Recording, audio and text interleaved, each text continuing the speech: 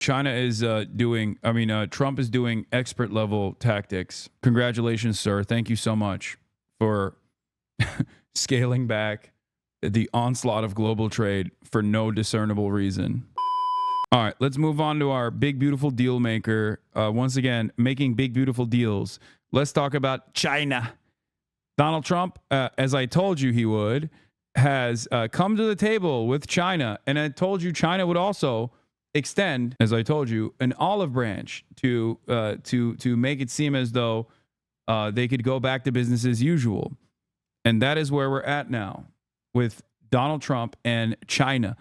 The tariffs conversation is finally reaching a manageable landing point, and the markets are screaming for it. Okay, let's take a look.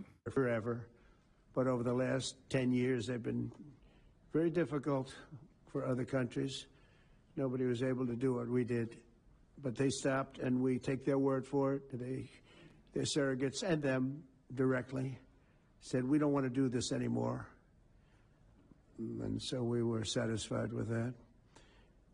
In addition, yesterday we achieved a total reset with China after productive talks in Geneva.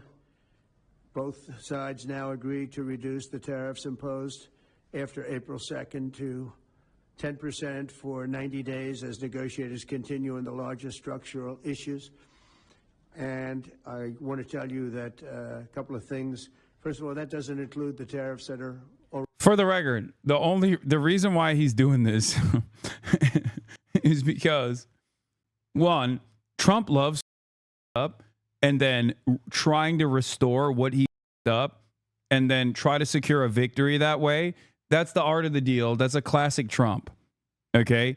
Like, you make a play, you destabilize, and then you fold. But in the process of folding, people go, okay, well, at least you didn't everything. Like, thank God he brought this back. And that's the real art of the deal. Okay? That is the real art of the deal. That's how he is. That's basically how he's conducted himself over and over again, right? Luckily, he's saving the Labubu market for Cutie Cinderella, so shouts out to that. So there's that. Art of the deal, art of the steal. With China, the efforts here are numerous. He wants to decouple our other trading partners from China. He does not want China to be a manufacturing hub. But the real stress point here wasn't necessarily the counter tariffs that China actually implemented to the United States of America. The real pressure point was China's effective trade embargo on key minerals that are necessary for American defense. That made things very unstable. That actually became a matter of national security. Okay? When China said, well, we have refinement capabilities. We have a monopoly on refinement for rare earth minerals that are necessary for a million different components that you need to build in the United States of America for your defense industry. All of a sudden, this became a real issue, okay? This became a matter of national security. For Trump, he had to fix that problem, a problem that he created for no reason, that nobody asked for. So here we are. That are our tariffs, and it doesn't include tariffs on cars, steel, aluminum, things such as that, or tariffs that may be imposed on pharmaceuticals, because we want to bring the pharmaceutical businesses back to the United States, and they're already starting to come back now based on tariffs because they don't want to pay 25, 50, or 100% tariffs, so they're moving them back to the United States. I spoke to Tim Cook this morning, and he's going to, I think, even up his numbers, $500 billion. He's going to be building a lot of plants in the United States for Apple, and we look forward to that. I really do look forward to that. But the talks in Geneva were very friendly. The relationship is very good. We're not looking to hurt China. China was being hurt very badly. They were closing up factories. They were having a lot of unrest. And they were very happy to be able to do something with us. And the relationship is very, very good. I'll speak to President Xi maybe at the end of the week. We have some other things we're doing. But one of the biggest things that we're doing, and I don't know if people realize this, but we made a great deal with China, great trade deal, but it was a much bigger deal originally, and then they canceled it right in the last day. Some of you faces I remember were there when that happened. I remember you.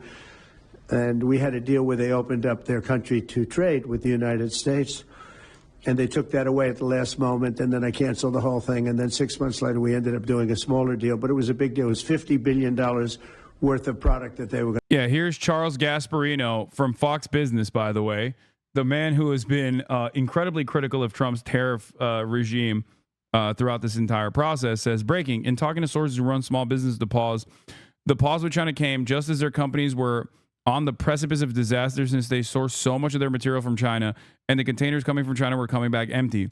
If you want to know why we were as desperate for a deal as the Chinese, it's because small business, a key MAGA constituency, was about to get crushed. This is the other side of the story as well. This guy is still talking about Kamala. The entire chat is about hypotheticals, such as massive labor movement when the guy in charge right now hates union labor. Yeah, hypotheticals about what could have made her won, but even hypotheticals are not absolute enough for you, so it isn't good. Look, chatter, take it up with the Kamala campaign, okay? Yeah, this is my favorite. I'm voting for Donald Trump for the economy and to own the libs. Well, there went my shoe business. I don't understand why the tariffs have to eliminate the de minimis exemption. Why does government punish small businesses in the country knowing full well that Nike and all the big brands will be fine paying the tax, but Steffi and I get wiped out? All the crazies really are coming out lately, and common sense seems lost a lot of them time. Yeah, common sense not so common. Tariffs are still not gone, by the way, so these guys will still suffer, just not as much.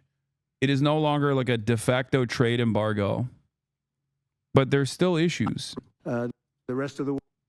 Okay. Every major trader and investor I spoke to today said markets are ripping, not because Trump crafted some great art of the deal with China on trade.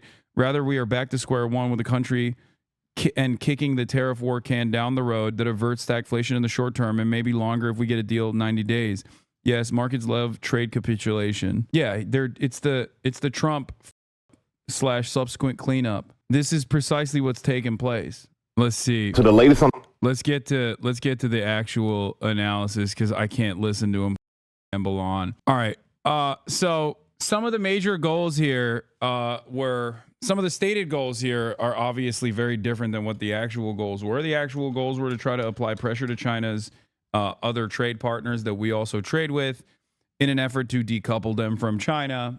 And he did not reach any success on that, as far as I understand, considering that everyone was like, well, okay, we'll buy your salmonella chicken, but like, we're not going to stop trading with a major manufacturing hub. Okay. As far as capitulating and dialing back the tariffs regime, I mean, he didn't really get anything in return. So this was an incredibly, this was just an incredibly stupid thing that he did. That was an exercise in futility. And as I told you, China would come to the table to after a period of instability. That every outlet is going to present as China caving to the brave and mighty American art of the deal guy, Donald Trump, as the New York Times did this morning, predictably. China is now coming back to the table to reassert stability in terms of global trade. On the president's trade war, and news breaking overnight that China and the U.S. have reached a short-term agreement. Our senior political correspondent, Rachel Scott, is tracking the latest on this trade deal. Good morning, Rachel. Michael, good morning to you. And this is a breakthrough in talks between the world's two largest economies, but it's also a dramatic retreat from President Trump's 145% tariffs that he imposed on Chinese imports. After all of the tough talk and hard lines, both sides agreeing to dramatically roll back their tariffs, at least for now. This morning, the Trump administration emerging from a marathon weekend of negotiations, announcing the U.S. has reached a trade deal with China to significantly lower most tariffs for 90 days. We have reached an agreement on a 90-day pause and substantially moved down the tariff levels. the U.S. agreed to roll back its steep 145% tariff on Chinese imports to 30%. There is something really interesting about how the New York Times very quickly wrote a report on how China was on the verge of failure and on the verge of collapse, and that Donald Trump's actions actually caused them to capitulate and come to the table and backtrack on everything. And it's like, I don't know how you can see it as that. Also, you are the mother New York Times. Why are you saying that? Okay, here's Bloomberg Business with a very different and clear-cut approach, and saying Xi Jinping's decision to stand his ground against Donald Trump could hardly have gone any better for the Chinese leader. He did.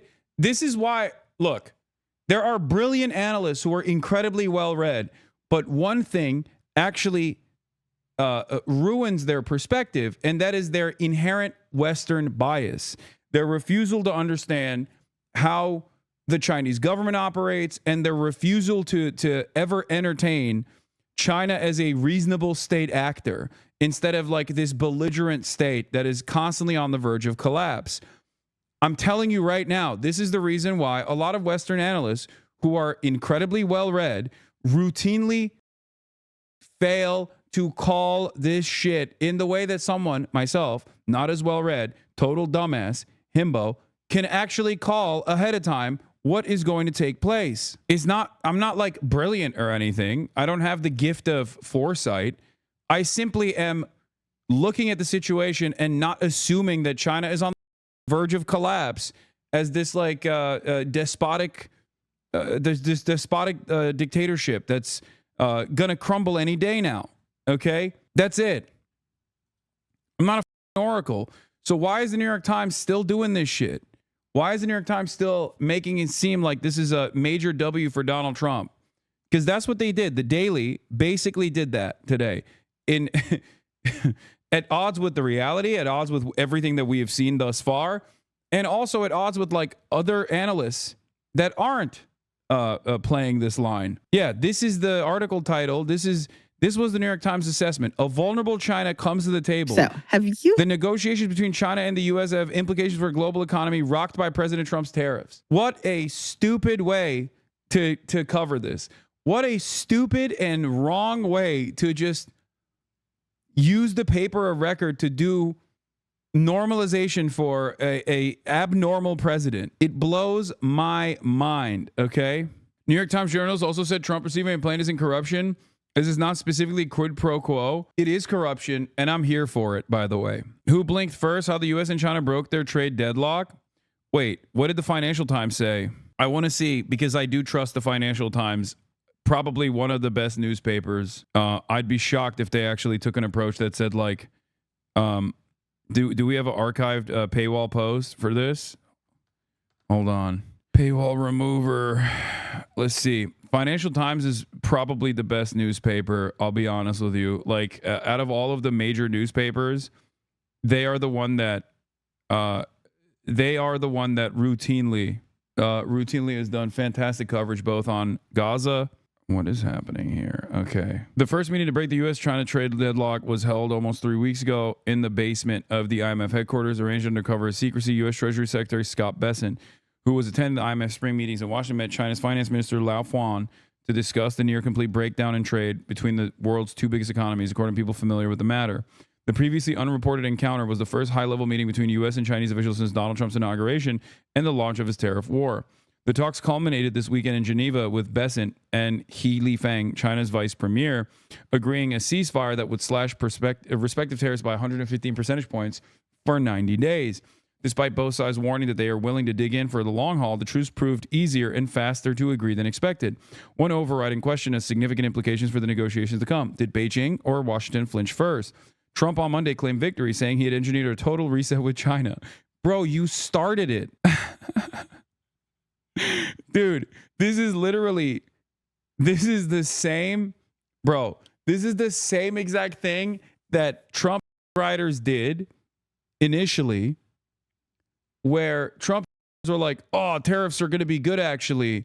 And then when he reversed all the universal tariffs that he had slapped on and like lowered them to 10%, he was like, art of the deal, sir. It's like, okay, why did you want the tariffs initially if you're going to say art of the deal when he dials back? Meanwhile, Hu Zhijing, the former editor of the National Communist Party tabloid, The Global Times, said on social media that the deal was a great victory for China. The U.S. has chickened out, said one popular Chinese social media post of the deal. Economists agreed that the U.S. might have overplayed its hand by raising the tariffs too quickly and too high. The U.S. blinked first, said Alicia Garcia Herrero, chief Asia-Pacific economist at French investment bank Natixis. It thought it could raise tariffs almost infinitely without being hurt, but that hasn't been proven right. The U.S. and China had each argued that the other was more vulnerable to the tariffs, but the speed with which they unwound the levies in Geneva suggested the trade war was inflicting severe pain on both sides, she added. A hard decoupling of the world's two largest economies was threatening job losses for Chinese workers and higher inflation and empty shelves for American consumers. Craig Singleton of the Foundation for Defense of Democracies, a think tank... Oh, God. The worst, by the way. FDD is awful. A think tank in Washington said it was striking how quickly the deal had emerged, suggesting that both sides are more economically boxed in than they let on. While Beijing stood toe-to-toe with Washington in fighting Trump's tariffs, Chinese negotiators still have more work to do to level the playing field. The U.S. still retains much higher tariffs on China than on any other country. Capital Economics calculated that the total U.S. tariffs on Chinese goods would remain about 40%. After the ceasefire with Chinese tariffs on the U.S. would be about 25%. Experts also warned it would be a hard road to secure any agreement that would be more lasting. For the record, and I said this already, China, remember, I told you, China, after a period of instability, showing the rest of the global leaders who is actually the unstable, belligerent, hegemonic power here, okay, will then come to the table and offer concessions to make Trump feel good. Give Trump a make nice, okay, in order to restore stability to global trade, which, of course, Trump is refusing to do regardless. He seemingly is still invested in like this decoupling. The U.S.-China trade negotiations are going to be like a roller coaster, says Scott Kennedy, a China expert at CSIS, a think tank. Markets can breathe a temporary sigh of relief, but we're nowhere near out of the woods. Ahead of the talks, Bessent had warned that the high level of tariffs was not sustainable and amounted to an effective embargo on U.S.-China trade. The ceasefire at least narrowed the gap sufficiently for China's extremely price-competitive manufacturers to remain in business with the U.S. Alfredo Montefar-Hilu, head of the China Center of the Conference Board think tank in New York, said it would have been impossible for Chinese producers to offset 145% tariffs imposed by the U.S., but at 30%, I think most Chinese imports in the U.S. would regain their competitiveness. Before the talks in Geneva, Bessent had said the two sides were unlikely to reach a broad economic and trade deal, saying they needed to de-escalate before we can move forward. But on Monday, he struck an optimistic note, hinting that Washington might be looking for the type of purchase agreements that characterized the initial phase of the U.S.-China trade war during Trump's first term. These involved Beijing agreeing to buy quantities of commodities such as soybeans and the U.S. manufactured goods, but they were disrupted by the pandemic. There will also be a possibility of purchase agreements to pull what is our largest bilateral trade deficit into balance, Bessent said. Bessent and Greer also sounded positive. Like, what are they going to do? Buy all the soybeans readily available? Oh, yeah. Your pro-China propaganda is sickening. Oh, yeah. Keep getting sick, chatter. Are you saying the Financial Times is doing pro-China propaganda and it's making you sick? Should I lie to you and act like this situation was actually totally manageable and Trump was a brilliant trade deal maker? I don't understand. Like, what do people want me to do? Lie to them? Is that what you think is better to do here? To tell you a lie? To act like Donald Trump breaking global trade because he was bored was actually really good? Listen up, President Xi. I'm sorry. That's the real. If you want someone to tell you, serve you a lie about how awesome and brilliant Trump is, Asmongold's down the road, you know? Next door. He's next door serving that good slop that people want to hear.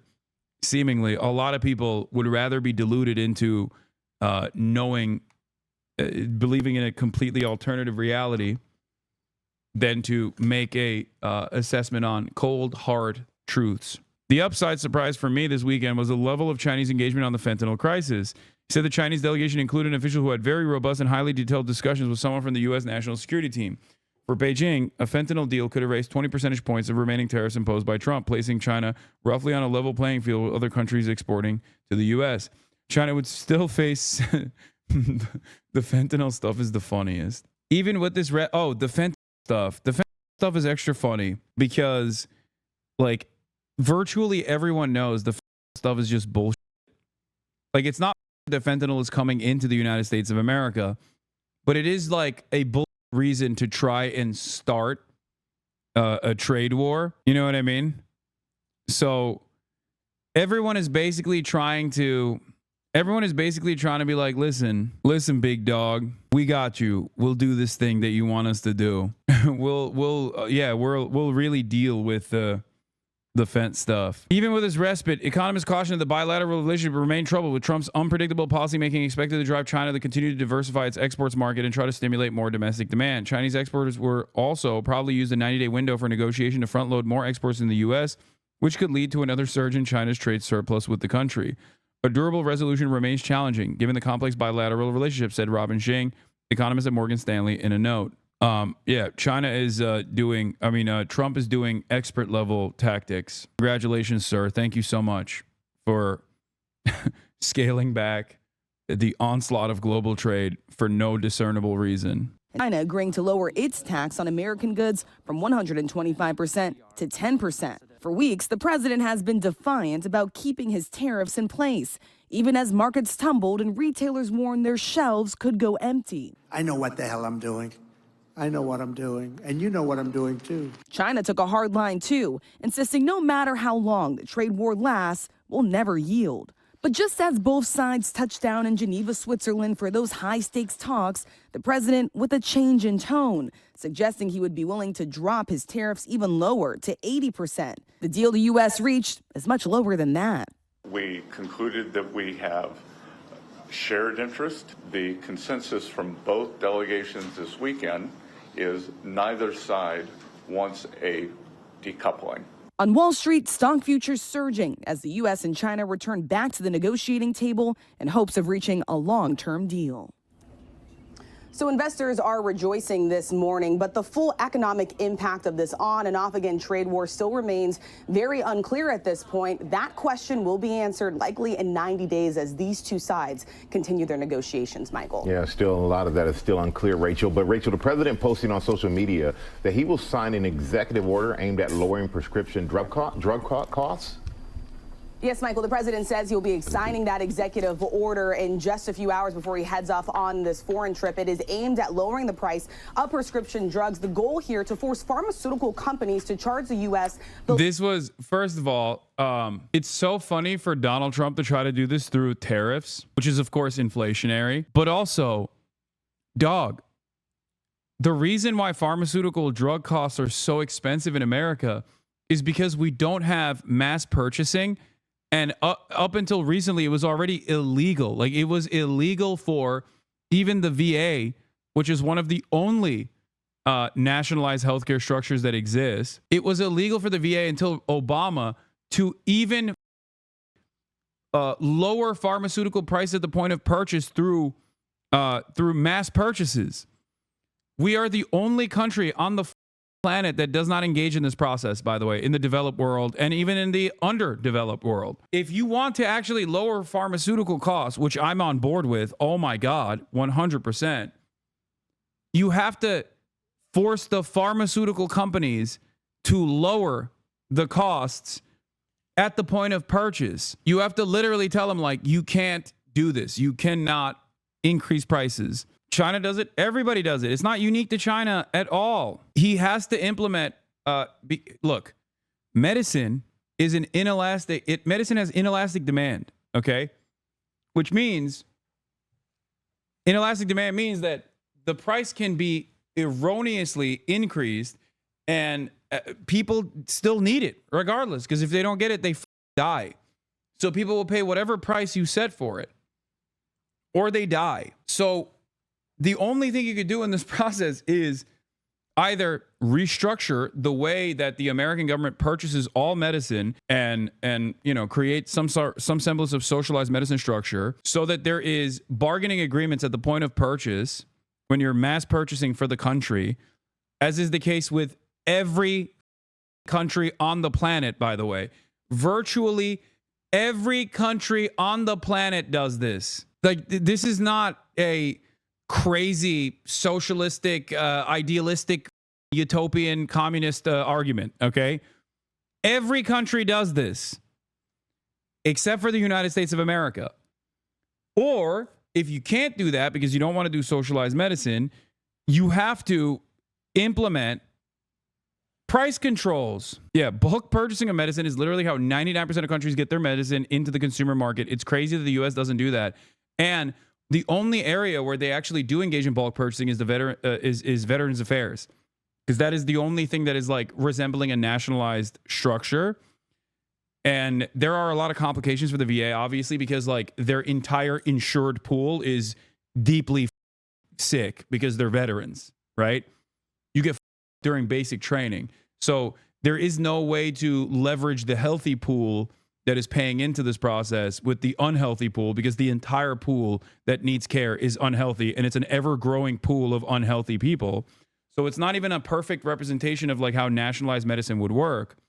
Having said that, it was illegal until recently for even the VA to engage in bargaining at the point of bulk purchase. Please understand how psychotic this country is. For Europeans that are tuning in, think about how nutty that is, okay? It is so crazy. Whereas every other country on the planet literally engages in bulk purchase at the point of any pharmaceutical entering the market. This is the reason why American drugs are 10x the cost of drugs elsewhere. The lowest price that they charge other companies. Now, if implemented, this would likely have the largest impact on drugs covered by Medicare and that are administered in a doctor's office. But the White House not releasing any other details this morning, and implementing this could be very complicated, Michael. All right, Rachel Scott, thank you so much. Anyway, one of the funniest Trump still got it moments was when he was talking about price caps potentially. And, you know, I hate to give it to the guy whose admin, falsely detained me at the goddamn airport. But, you know, I call balls and strikes, as I said in my detention interrogation, whatever you want to call it. He still got it. Okay. He still got that fastball, baby. Look, this is a fantastic example of a man who still got it. This 56-second moment. Let's take a look. I mean, I'll tell you a story. A friend of mine who's a businessman, very, very, very top guy. Most of you would have heard of him. A highly neurotic, brilliant businessman, seriously overweight. Highly neurotic, seriously overweight. Takes the fat shot. He takes the fat shot. And he called me up and he said, President, he calls me, he used to call me Donald, now he calls me President, so that's nice respect. But he's a rough guy, smart guy, very successful, very rich. I wouldn't even know how we would know this, but because he's got comments. Said, President, could I ask you a question? What? I'm in London, and I just paid for this damn fat drug I take. I said, it's not working. He said, it's not working. I just paid $88. And in New York, I pay $1,300. What the hell is going on? Dude, amazing. No notes. 10-10. Also, the other side of this story that I find insane is that like these global multinational conglomerate owning billionaires are shocked at the price disparity in the European markets for what I already explained to you, which is socialized medicine, an important aspect of socialized medicine. It's like, really? That's what it took for you to comprehend that like shit is incredibly in America?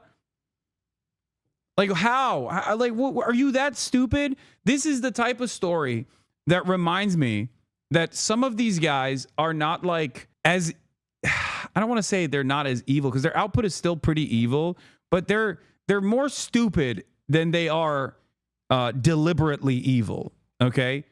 Because you operate under the assumption that like everyone is aware of these things that I'm aware of, that you're aware of, right?